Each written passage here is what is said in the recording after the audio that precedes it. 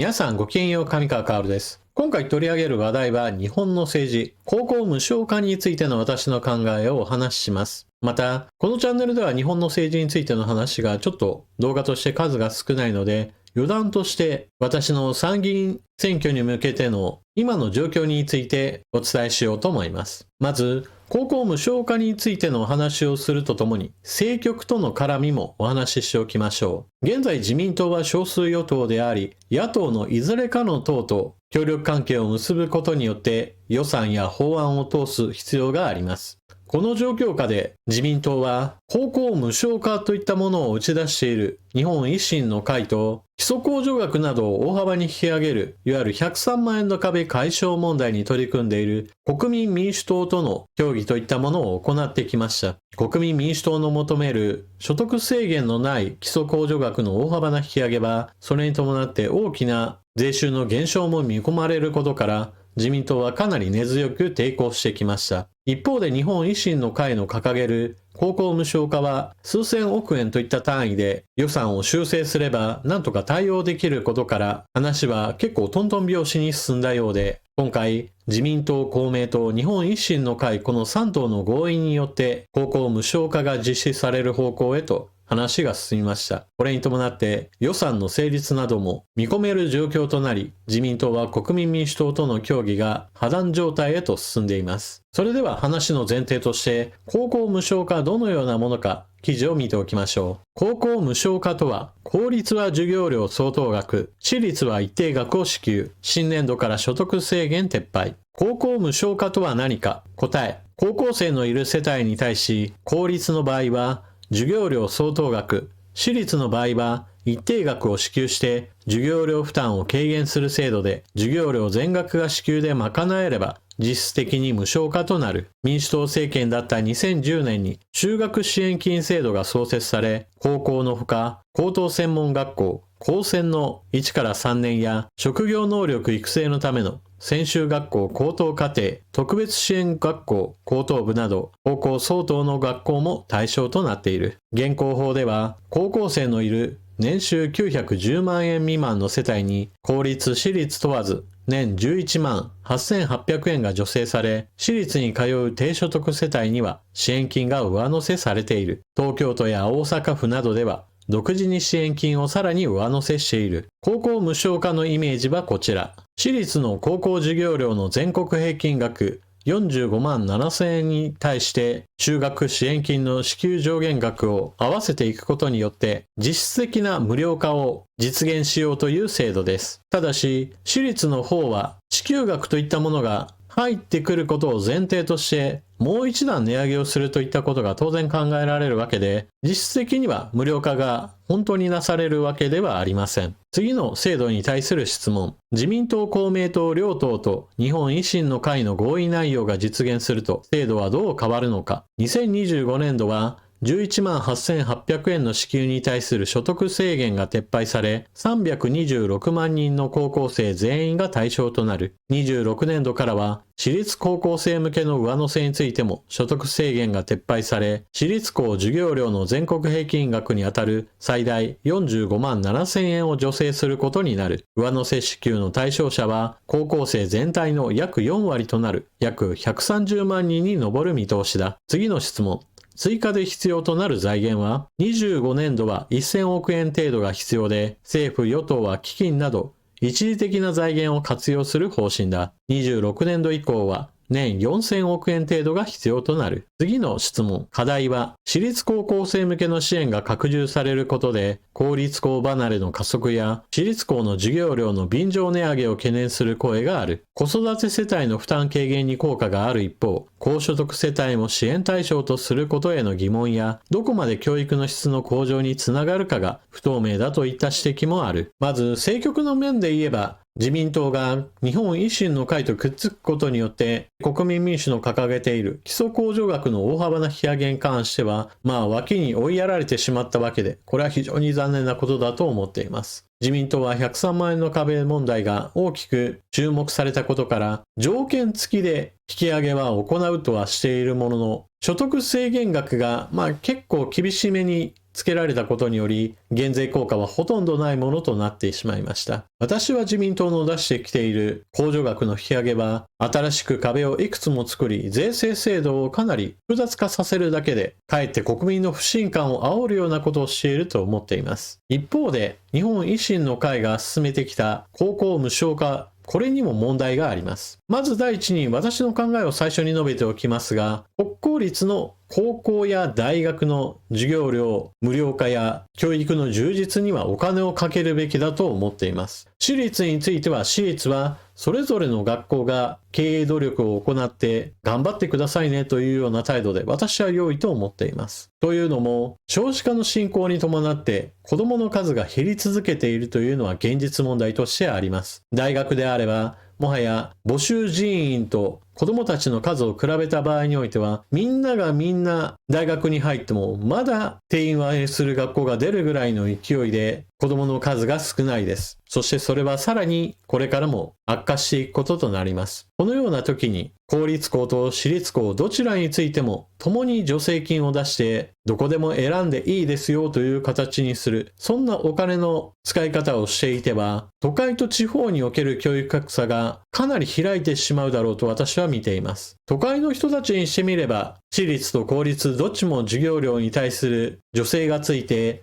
通いやすくなったなというふうにして選択肢が広がるように思えるでしょう。実際先行してこのような制度を取り入れている大阪や東京においてはすでに公立校における入学者が減少し定員割れするところなども出ています。しかし、それはあくまでも都会での話で、田舎においては、そもそも選択肢として、公立学校と私立学校、双方を見比べて、よしよし、どっちにしようかなって悩むほどもないような学校といったものも、状況としては存在します。地方における重要なのは、公立校における教育の充実であり、この私立を含めた高校無償化に大きなお金をかけて、結局のところ高校教育の充実にお金がかけられないというのは、田舎の方であればあるほど、より大きなハンデを負うと私は思っています。そもそも私立の方は、たとえ授業料に対する助成金が入ったとしても、入った後の施設使用料や教材費、制服代、修学旅行の積立費などは公立校よりも高くなるのが一般的なものです。そういったこともあって、所得の低い人たちにしてみると、結局のところ入った後のことを考えると私立はちょっと難しいなというのが現実問題としては発生しがちです。その時に公立学校に進むしかない。でも公立校の方結局お金かけてないから設備はボロボロだし、教育の質についても疑問だなとなれば、結局のところこれもまた所得の低い人たちがダメージを受けるような政策になりかねないと思います。私が思うに高校や大学、国公立については授業料を無償化し、教育の充実にお金をかけるべきだと思っています。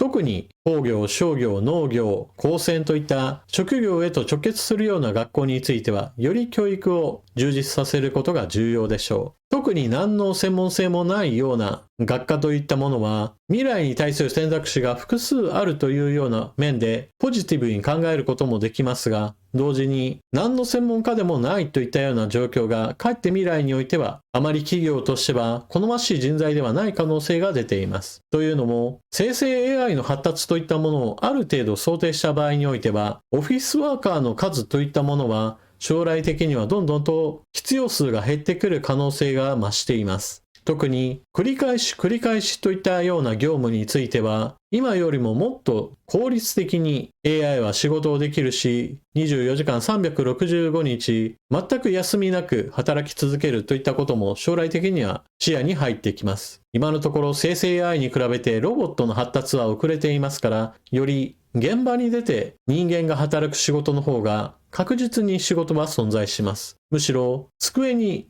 張り付いて何か仕事をするといった人たちに対する需要はどんどんと狭まってくる危険性すらあります。じゃあ公立校における改善ってどんなことにお金をかければよいかといった話をすればこれは非常に複数の改善点があるでしょう。例えば教員の忙しさといったものが限界を超えているといったことは昔から言われ続けています。授業のための準備はしなければならないし、部活動は担当するし、最終学年であれば就職関係の話も手掛けなければならないとなって、過重労働著しいといったことなどが言われ続けてきています。この問題をそもそも解決しようと思えば、就職関係の話はそれ専用の人員を確保するか、外部機関との連携を図っていくといったこともありますし、部活動について言っても、現在では地元のスポーツクラブとの連携を深めるといった話なども行われ始めています。こういった話、もっともっと進めるべきで、教員一人一人は授業にもっと専念できるような環境を作るべきでしょう。そのためにはお金をかける必要がどうしてもあります。また、授業そのものについて言っても、教員一人一人が工夫に工夫を重ねるといったことをある程度しなくても良いようにするといったことも考え方としては取り入れるべきです。例えば、授業の肝の部分についてはそもそも1年から3年まで全部が全部講義スタイルの授業内容については映像化して作っておき、それを一般にも公開しておく。体調不良などで学校を休んでも後から授業動画を見ればいいし、不登校になったとしても学習そのものは続けることができる環境を作る。さらには飛び級をするにもそうした動画を一気に進めていくといったことなども活用手段としてはあるでしょう。また、少しずつ減ってはきているものの、黒板やホワイトボードに教員がだらだらと文章を書いているといった時間は非常に無駄なもので、最初から電子黒板やもしくは投影式の方式で必要な文章やグラフ、映像資料などについては事前に用意した情報などを投影するといった形で、さっさと話の中身へと進んでいくといったことなども授業のやり方としては改善する必要があるでしょう。また、生成 AI の活用などはもはや実用レベルへと高まりつつあります。個別学習を進める際には人間が一人一人対応していたのでは非常に困難ですが、生成 AI を特に教育用にトレーニングすることによって活用すれば、一人一人の無限に湧き出るような好奇心に応え続けるようなこともできるでしょうし、英会話などではもう授業時間中ずっとネイティブな発言の英会話教師と話しているような状態を作ることなどもできます。そういったことは何も私立の学校だからできるって話ではなく、もっともっと公立の学校においても積極的に取り入れて環境改善を行っていくことは、これからの時代にこそより必要になると私は思います。そして私立校についても助成金をがっつりつけるというのであれば、確かに見た目上はみんなの選択肢に私立も含めて高校に行きやすい環境が作れたとはなるでしょうが、結局のところ全般的にお金が薄く広く使われることによって質の充実といったものへと力をかけることができなくなるだけだと私は心配しています。この点皆さんはどう思われるでしょうか。なお、合わせて行われる給食の無償化についても基本賛成ではあるものの、やり方についてはやはり注文をつけたくなるものです。給食費の無償化については私は大賛成です。従来の給食費について無償化している自治体は非常にたくさんありますが、まだ実施できていないところも同じく多数あります。しかも親によってはこの給食費を踏み倒そうとするといったような人もいて、学校現場においてお金を払っていない子だからあの子には給食を食わせるなみたいなところで圧力が生まれることなどもあります。しかも給食費の取り立てに教員が駆り出されるとなれば子供にもストレスを与えてしまいます。そのような些細ではあるけれども、しかし子供にとっては心の傷になるような出来事をあちこちで発生させてしまっていたのが給食費であり、こんなものはさっさと無償化した方が良いとずっと前から思っていました。一方で無償化するのであれば貧相な食事にするべきではありません。やるからには食料の安全保障問題と絡めて、よりご飯をより多く使うような献立を中心にするべきです。また栄養素さえ揃っていればいいとして見た目貧相な食事というのも私は非常に悲しいものだと思っています。ですから彩りであるとか、もしくは栄養素以外の面においても食物繊維や旨味、季節感など様々な要素を加えて食育全体としてより充実させる方向で考えてほしいものです。高校無償化についての話はこのぐらいにしておきましょう。最後に余談として私の参議院選挙に向けての動き、現状報告をします。まず第一に現在の私の状況なのですが、公募申し込みをして今、最終結果は出ていないものの、公認が得られる可能性は、ほとんどなくなったかなというような状況となっています。党の方針として、まずは従来からの立候補予定者の人たちの枠というものがあり、プラスアルファ、とても有望だなというような人を加えた場合において、大体参議院の全国比例においては、席が埋まったなというような状況になっているようです。私自身はどこかの地域に根付いているといったことが全くないような人間なので、参議院の小選挙区には立候補するつもりが全くありません。現在の党の方針としても、求めている人材としては、やはりそれぞれの小選挙区における立候補者で、これにはかなり頭を悩ませているようです。いくら党の人気が今は高いとは言っても、それはあくまでも党としての人気であり、小選挙区になった場合においては、候補者がどのような人か、それによって地元での支持率は当然変わってきます。その土地での知名度があるのか、その人の支持者となるような交友関係があるのか、そういったところを厳しく見ていかなければなりません。とこんな感じで私自身はどうやら選挙には縁遠くなってしまいそうではあるもの、だからといって別に党に対しての悪口を言うわけではありません。私自身としては、まずは日本の政治が良くなれば誰がやっても良いというのが本音です。そもそも私には様々な政治家向きではないといった要素がたくさんあるわけで、でも私が思うに、そんな自分でも何とかしなければと思うぐらいに条件の良い人たちがろくな政治をしていないと私は非常に不満に思っています。理想としては私が政治的な発言を一切せず、家でのんびりしていて、日本はこれで大丈夫だなと思えるような状況を作ってくれる政権や政党、そうした存在の誕生する日が出てくれればいいなと思っています。というわけで今回の動画はここまで。最後までご視聴いただきありがとうございました。今回は日本の政治、高校無償化についての私の考えを皆さんにお話ししました。あなたは今回の話題についてどのようなことを思われているでしょうか。ぜひともコメントしていってください。それでは次の動画でまたお目にかかりましょう。またね。